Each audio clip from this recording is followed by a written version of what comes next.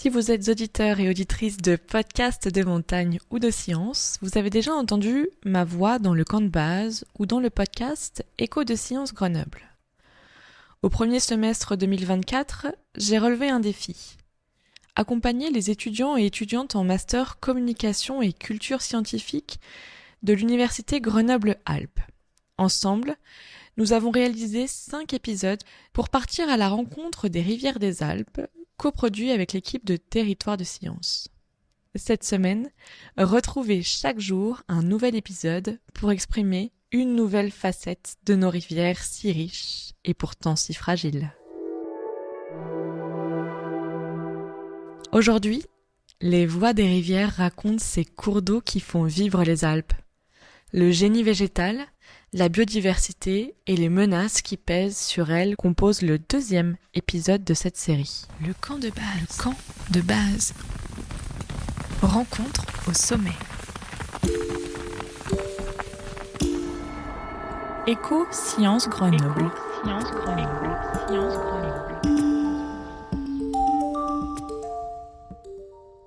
Les rivières de montagne, ces torrents vifs et cristallins qui sculptent les paysages alpins sont bien plus que de simples cours d'eau.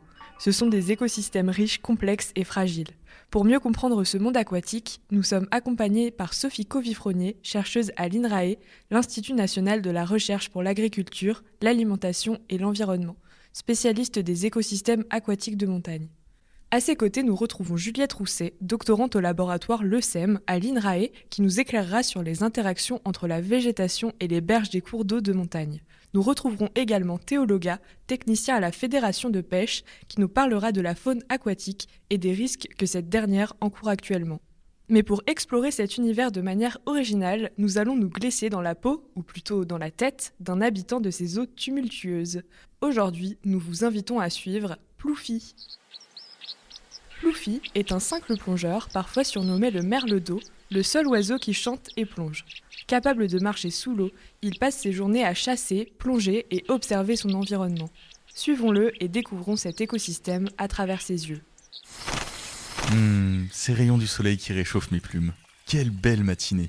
Le courant de la rivière chante, les feuilles dansent, et moi...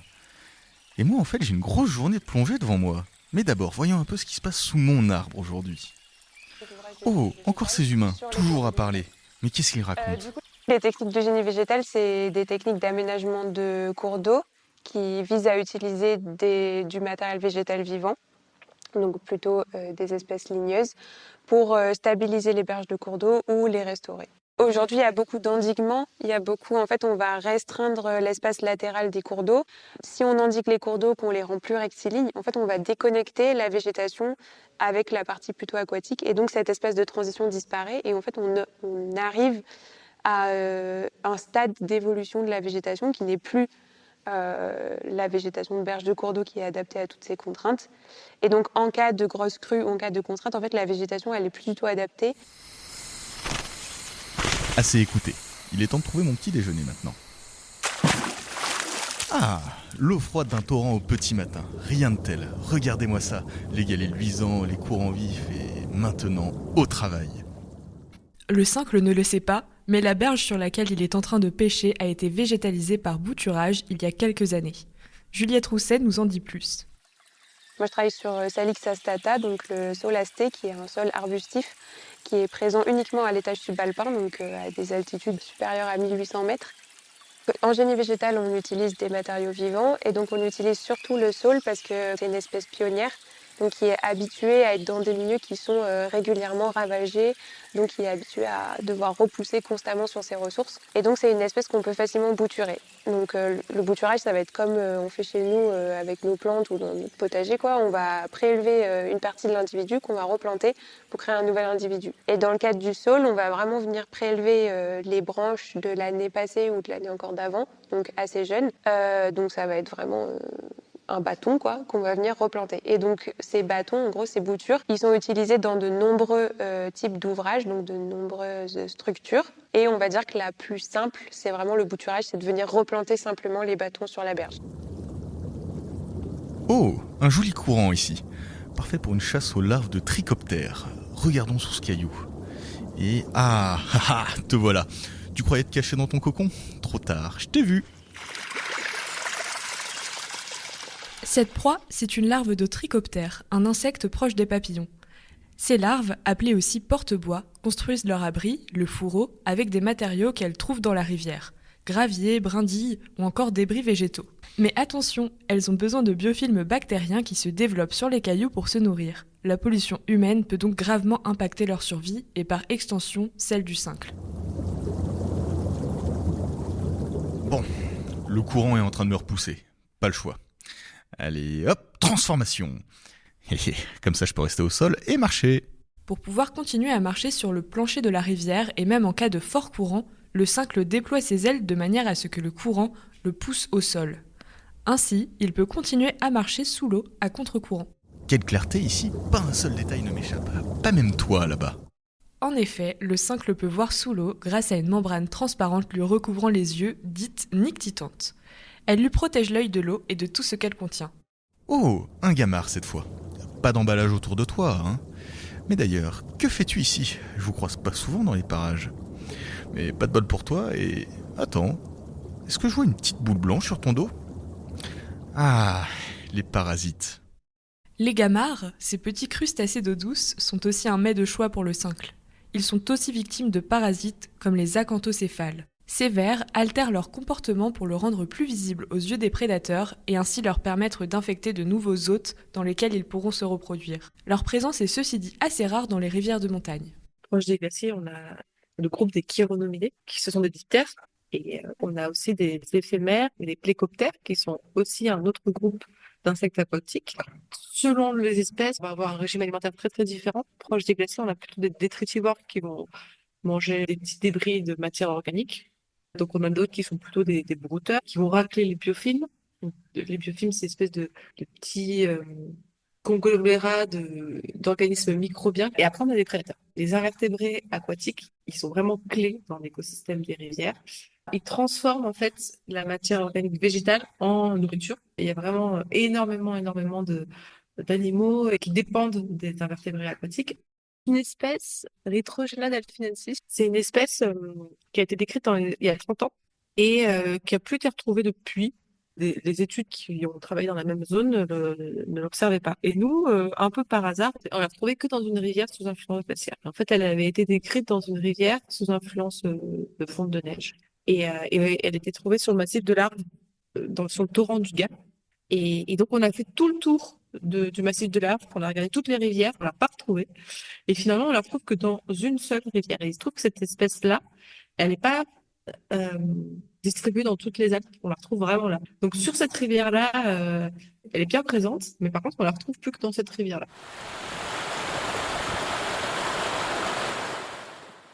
Deux plongées, deux repas. Et je suis loin d'avoir fini. C'est parti pour le suivant. Le cincle plongeur, pêcheur infatigable, peut plonger jusqu'à 600 fois par jour. Il engloutit l'équivalent de son poids en nourriture, composé de larves d'insectes, de petits poissons, de vers et d'invertébrés. Mais il n'est pas qu'un chasseur, c'est aussi un ingénieur. Maintenant que je suis rassasié, je vais me poser sur cette branche de saule. Et oh tiens, revoilà l'humaine de tout à l'heure. La végétation au bord des cours d'eau s'est répartie selon un gradient qui est dépendant, on va dire, de l'ennoiement potentiel par rapport à l'eau. L'ennoiement, du coup, ça va être une période prolongée sous l'eau. Dans le cas des élophytes, donc, c'est des plantes qui sont adaptées au fait qu'il y ait une partie de leur système aérien qui soit sous l'eau tout le long de l'année et l'autre partie à l'extérieur de l'eau. Et du coup, dans le cas des saules, c'est plutôt, on va dire, la base de l'individu qui va être noyé donc sous l'eau pendant une certaine partie. Sur les zones où on va avoir un ennoiement assez régulier, donc là on va retrouver une végétation qui est vraiment adaptée à cet ennoiement régulier, donc des élophytes, etc. Et sur les zones un peu plus à l'extérieur, on va retrouver des espèces qui sont plus adaptées à un ennoiement, on va dire, périodique. Et donc ça, c'est des espèces qui sont adaptées à, on va dire, le fait qu'il n'y ait pas beaucoup d'eau, enfin qu'il n'y ait pas de l'eau constamment, mais qui peuvent aussi survivre en conditions d'anoxie, donc sur une période assez prolongée d'ennoiement, et qui peuvent aussi résister à des contraintes hydrauliques assez fortes qu'on peut avoir justement en temps de crue. Et donc ça, en général, ce sont des espèces de saules. On retrouve aussi les aulnes. Et après, du coup, sur ce gradient, on retrouve tout au bout du gradient, plutôt des espèces de hêtres, d'érables, donc plutôt des espèces à bois dur comme le frêne, etc. Bon, maintenant, allons voir cette crevasse près du pont. Peut-être serait-ce un bon endroit pour un nid cette année. Ouf, quelle matinée! J'ai déjà fait plusieurs dizaines de plongeons et il n'est même pas midi. Peu de repos, ce serait bienvenu quand même. Hein. Allez, je vais me poser. Ah, cette vue, la rivière qui brille au soleil, les poissons qui frétillent dans les remous. C'est chez moi tout ça.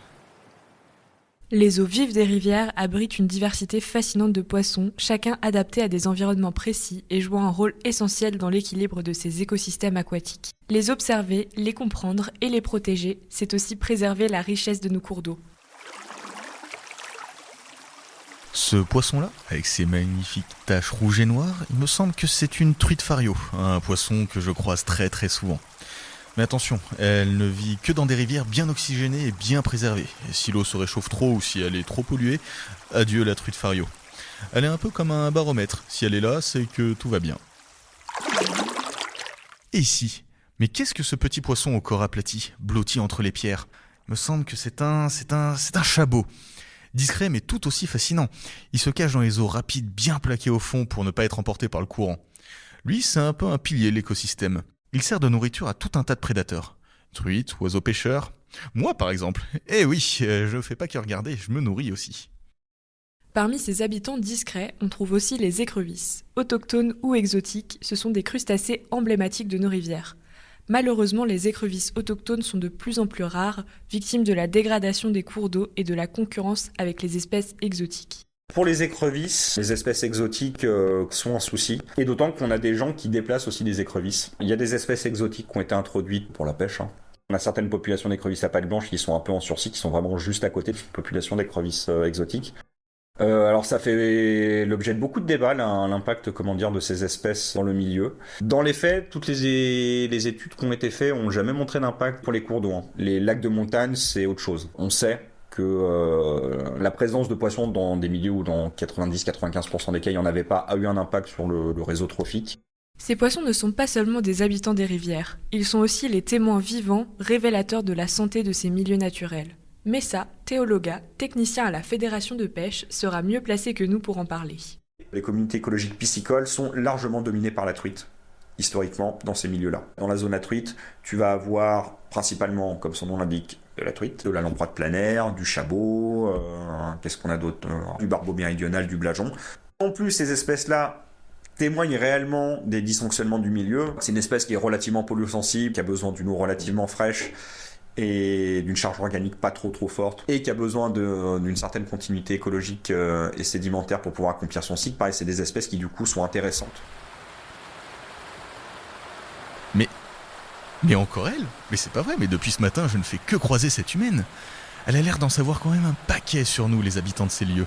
Le fait qu'il y ait de la végétation, ça va créer des mini-turbulences et du coup désaccélérer le courant et donc limiter l'impact en aval. Ça permet aussi de piéger les sédiments et donc de favoriser ces processus de dépôt et d'érosion. Et ça crée évidemment énormément d'habitats pour les autres espèces, donc les espèces animales surtout et d'autres espèces végétales qui... faut pas oublier que c'est des corridors écologiques entre le milieu terrestre et le milieu aquatique.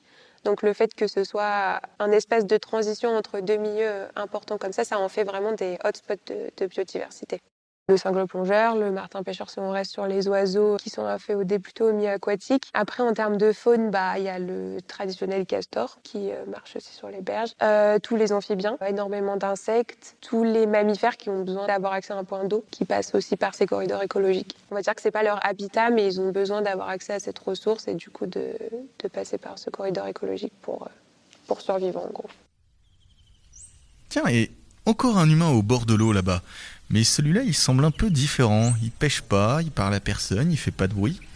Et il tient une drôle de boîte devant son visage. Il me regarde et qu'est-ce que... Mais qu'est-ce qu'il fait?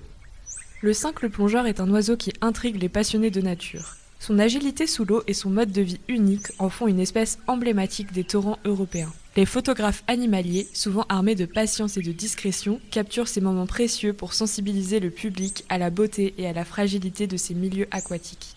Bon, tant qu'il ne me dérange pas, il peut rester. Mais attention humain, si tu t'approches trop de moi, je te montrerai que mes ailes ne servent pas qu'à plonger. mais c'était qui ça? Oh, une bergeronnette des ruisseaux. Toujours à trottiner au bord de l'eau, celle-là. Mais attention, ici c'est mon territoire, c'est moi le maître des lieux. Le cincle plongeur est un oiseau territorial, particulièrement pendant la saison de reproduction.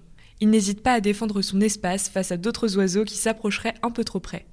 Mais ces interactions ne sont pas toujours hostiles. Voilà, elle a compris qui commande ici. Bon, j'en étais où? Ah oui, ma sieste. Bon, avant tout ça, quand même, faut bien prendre soin de son plumage, surtout entre deux plongées. Mon secret pour rester impeccable? Une séance de bain suivie d'un bon séchage au soleil. Et voilà, on secoue les ailes et hop, comme neuf. Le plumage du cincle est un atout indispensable pour sa survie. Grâce à une huile imperméabilisante qu'il sécrète et applique minutieusement sur ses plumes, il peut rester sec et léger, même après de longues heures de pêche. Cette capacité unique lui permet de plonger sans craindre le froid ou l'humidité. Le nettoyage régulier est aussi très important. Cela lui permet d'éliminer les bactéries qui viendraient se fixer à son plumage lors de ses plongées. Ah, allez, au dodo. Mais... Ah non, mais qu'est-ce que c'est là, ça, là-bas? Oh là, faut que je m'approche. On dirait que les bords de la rivière ont été rasés, il y a quasiment plus de plantes. Mais il s'est passé quoi ici? Les rivières de montagne, bien que préservées en apparence, sont confrontées à de nombreuses menaces. Chaque jour, l'homme altère peu à peu la qualité de l'eau et des habitants. Et moi qui croyais que c'était tranquille ici. Mais non, les crues brutales lavent tout sur leur passage. Et parfois c'est l'inverse, plus d'eau du tout à cause des détournements des barrages. Comment voulez-vous que la vie s'installe là-dedans? Les barrages et installations hydroélectriques aggravent ces bouleversements. Les lâchers soudains provoquent des crues artificielles, tandis que les tronçons court-circuités, privés d'eau, se réchauffent et se couvrent d'algues. Ces perturbations déséquilibrent la rivière et impactent l'ensemble de sa faune. Chez nous, la principale menace sur ce genre de cours d'eau, c'est pas vraiment l'urbanisme ou le remembrement agricole, comme ça peut être le cas en plaine, ou sur des secteurs très, très denses en termes d'habitants. Mais c'est bien, pour nous, c'est le développement de la micro, voire de la pico-hydroélectricité, où du coup, on a une altération importante, alors non seulement de la continuité écologique, du transit sédimentaire, donc de la qualité des habitats, notamment à l'aval des barrages. Là, on n'est pas contre l'hydroélectricité, loin de là, parce que, bon, on sait qu'on doit aller vers une décarbonation de la production énergétique. Et c'est juste que nous, on défendrait plutôt, on est plutôt pour l'optimisation de l'existant ou du suréquipement, c'est-à-dire rajouter une turbine sur un barrage où tu en as déjà deux, si à la place d'en mettre une troisième, bah pourquoi pas en mettre une troisième, plutôt que d'aller faire des nouvelles installations. Les systèmes montagneux sont pas épargnés par le changement climatique. Donc on voit effectivement des secteurs où il n'y avait pas de problème de température avant qui commencent à avoir des problèmes de température, en plus du fait que les espèces aquatiques qui y vivent aient déjà des gammes de tolérance sur la température relativement bien définie. Tu rajoutes à ça d'autres problèmes comme l'eutrophisation. On est aussi sur des zones où là, il y a une densification de l'activité humaine. Tourisme, habitation, même des fois aussi. On a vu effectivement des effets concrets sur des cours d'eau avec du coup des stations d'épuration qui n'avaient plus les reins pour traiter ce qui leur était demandé de traiter, donc avec des impacts directs sur le cours d'eau en dessous, donc augmentation de la charge organique, combinée avec l'augmentation des températures, augmentation du développement algal, donc étouffement du substrat, tout ce qui y vit. Mais il y a quand même des choses qui sont faites, faut quand même pas tout voir en noir. Il y a beaucoup de stations d'épuration qui ont été étendues, améliorées. Les activités humaines en montagne accentuent ces pressions. Prélèvement d'eau pour l'agriculture, rejet domestique et même sport de rivière, chaque dérangement fragilise encore un peu plus cet écosystème déjà sous tension.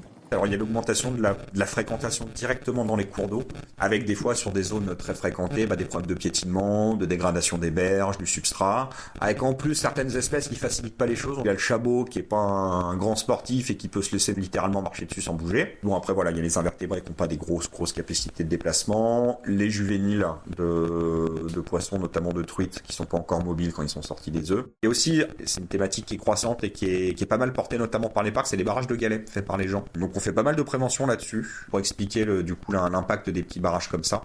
Réchauffement des eaux, diminution de la continuité écologique, alors à plus petite échelle. Et ça a très très bien marché parce qu'en 2 ans de campagne, ils voient quasiment plus de barrages là où avant ils en comptaient chaque jour 10-15 sur des tout petits tronçons. Je crains une eutrophisation ou un développement algal assez fort, des algues qui peuvent pas forcément être consommées par des poissons parce qu'il n'y a pas assez de profondeur d'eau pour qu'ils arrivent jusqu'ici. Et une sorte d'homogénéisation un peu de la communauté d'invertébrés où on aurait un peu moins, disons, d'habitats spécifiques, d'habitats froids. Et donc, du coup, on aurait une sorte de communauté type qu'on retrouvait un peu plus partout. La diminution des glaciers va induire en fait une diminution de l'apport en eau de fonte glaciaire dans les bassins versants. Donc déjà, la fonte des glaciers, c'est une diminution d'eau douce et c'est une diminution d'eau glaciaire. Donc ça veut dire qu'on va avoir aussi moins d'eau froide. Et ça, c'est important aussi bien proche des glaciers, on a des organismes qui sont vraiment adaptés aux conditions d'eau froide, mais aussi un peu plus bas dans la vallée où finalement, on va avoir un réchauffement de ces eaux qui est accéléré par la réchauffement climatique, mais aussi par la diminution de cet apport en eau de fonte. Donc ça va avoir un effet aussi sur des espèces un peu plus bas dans la vallée qui nécessitent des eaux froides. Donc il faut s'imaginer un tronçon de rivière avec des zones un peu calmes au sein de ce tronçon de rivière, des zones assez turbulentes. On peut avoir une variabilité de taille de substrat aussi avec des gros blocs ou des zones, notamment les zones lentes avec un petit peu de sédiments fins ou du sable. C'est vraiment un patchwork de petits habitats au sein de ma section de rivière. Si je diminue le débit, je vais diminuer ces conditions-là. Donc je vais diminuer la hauteur d'eau moyenne, mais aussi dans les différents micro-habitats. Et je vais aussi changer les conditions hydrauliques. Donc j'aurai généralement une proportion de vitesse forte et d'habitat élevé qui va diminuer. Or, il y a environ, dans les Alpes, on a estimé 25% des populations qui préfèrent, on va dire, certains types d'habitats, et notamment des habitats à forte vitesse. Je dirais plutôt que la question principale, c'est plutôt de se dire comment est-ce qu'on peut rétablir ces milieux parce qu'on les a effacés en fait. Il n'y a pas un déclin dans le sens où il y a de l'assèchement ou à cause d'un réchauffement ou à cause de crues plus importantes, etc. liées aux changements globaux. Mais c'est plus la manière dont on a aménagé le territoire qui fait qu'on fait disparaître ces milieux. Et du coup, tous les services écosystémiques qui sont associés, toute la biodiversité qui est associée. Du coup, ce serait plus dans le sens où il faudrait mieux rétablir ces milieux ou mieux aménager les berges de cours d'eau pour les garder. Mais pour moi, c'est ça la plus grande menace, quoi. C'est vraiment l'aménagement des rivières tel qu'on le fait aujourd'hui, plus que des menaces liées au fonctionnement de l'écosystème. Bon, le soleil baisse déjà. C'était une journée bien remplie à plonger, chasser et découvrir mon petit royaume. Un royaume petit, certes, mais avec une grande diversité d'habitants, à peine perçu aujourd'hui. On est si nombreux. Demain, je pense que j'irai à la rencontre d'autres plantes, champignons et animaux, et peut-être même que je trouverai un endroit parfait pour faire mon nid. Mais pour l'instant, écoutons la rivière. À la tombée de la nuit, les eaux des torrents continuent de murmurer leurs secrets. Plouffi, notre guide d'un jour, nous rappelle que même les plus petits habitants des rivières jouent un rôle crucial dans l'équilibre fragile de la nature. Leur quotidien, fait de défis et de découvertes, témoigne de la richesse d'un monde que nous avons tant à protéger. Alors, la prochaine fois que vous croiserez une rivière, arrêtez-vous, écoutez, observez, peut-être que vous aurez la chance d'apercevoir Plouffi ou un de ses compagnons plongé dans les eaux cristallines. À bientôt!